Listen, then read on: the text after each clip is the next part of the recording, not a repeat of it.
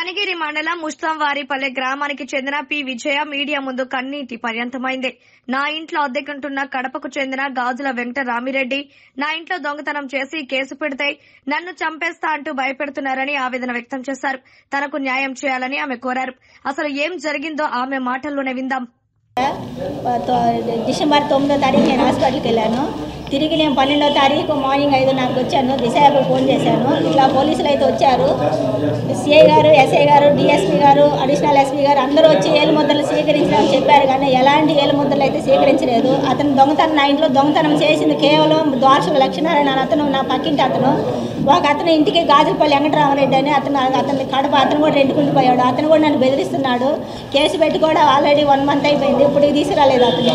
ఇతను కూడా FIR book చేయమంటే ఇలా దోష లక్ష్మీనారాయణ అతని మీద ఎఫ్ఐఆర్ బుక్ చేయమంటే చేయడం లేదు. ముగ్గురం కలిస్తేనే బంగారం బయటకు వస్తాయంటే లేదు, వాళ్ళు తీసుకోలేదని వాళ్ళే చెప్తున్నారు. ఎస్ఐ త్యాగరాజు గారు, సిఐ వెంకటేశ్వర గారు వాళ్ళిద్దరే చెప్తున్నారు. వాళ్ళు దొంగతనం చేయలేదు, చేసింది వేరేను, వాళ్ళు పట్టుకున్న రోజే వస్తుంది అంటున్నారు.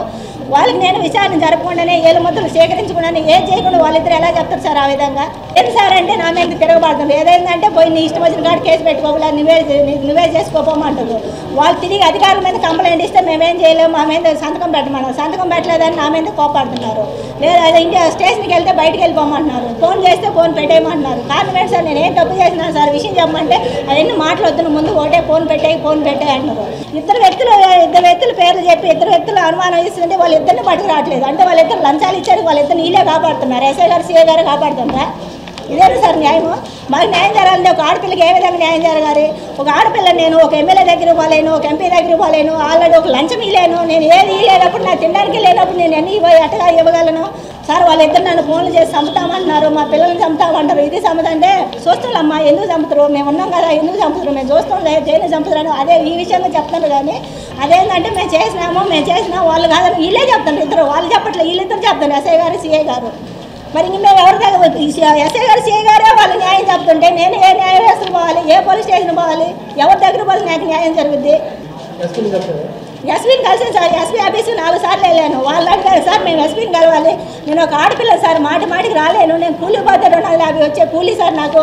నేను ఒక అమ్మాయి ఉంది, అమ్మాయిని వదిలేసి నేను ఇక్కడికి వస్తే అమ్మాయికి ఏదైనా జరుగుతుంది సార్. మాటికి స్కూల్కి అనిపించి నేను అమ్మాయి నాతో పాటు తీసుకొచ్చుకోలేను, నాకు తిండి జరగట్లేదు సార్. నా పిల్లడు 10 చదువుతుండే, ఆ పిల్లడు ఫీజు కట్టకపోతే బయట పంపిస్తున్నానంటే అయితే ఏం చేయాలమ్మా? ఎస్పీ కావాలి, మా తెలియదు ఎవరు పంపించేది, నువ్వు చేస్తే మేము చేసేది, మా డ్యూటీ మేము చేస్తాను. వాళ్ళు నన్ను బెదిరిస్తుండ్రు. 4 సార్లు వెళ్ళాను. మళ్ళీ కలెక్టర్ ఆఫీస్కి వెళ్ళాను. కలెక్టర్ ఆఫీస్కి వెళ్తే కలెక్టర్ ఆఫీసులో కొద్దిగా స్పందించడం కాబట్టి వాళ్ళు మళ్ళీ తిరిగి పిటిషనర్ ఒప్పుకున్నారని నా సంతకాలు పూర్తి చేసి వాళ్ళే పెట్టేసిండ్రు. నేను బంగారం దాచి పెట్టుకుంటే నేను ఒంగోలు చుట్టూరు కనీరు స్టేషన్ చుట్టూ తిరగాల్సిన అవసరం ఏముంది? అదేనా తేరవాలి కదా వాళ్ళు. నేను తీసుకున్నా, పక్కన వాళ్ళు తీసుకున్నా, ఒకటి నేను చెప్పే న్యాయాలు చల్లలేదు, వాళ్ళు రావాలి కదా. మాటకు ఆమె చేసినది కేసు నా మీద ఎలా పెడతారు? ఆ విధంగా నాకేమి ఇక్కడ అలా తిరగాల్సిన అవసరం నాకేంది? నా పిల్లలు బాధకొని, నా పిల్లల్ని బాధ ఇంట్లో ఉంటే ఏమవుతుందో, బయట తీసుకొస్తే ఏమవుతుందో తెలియపాయా?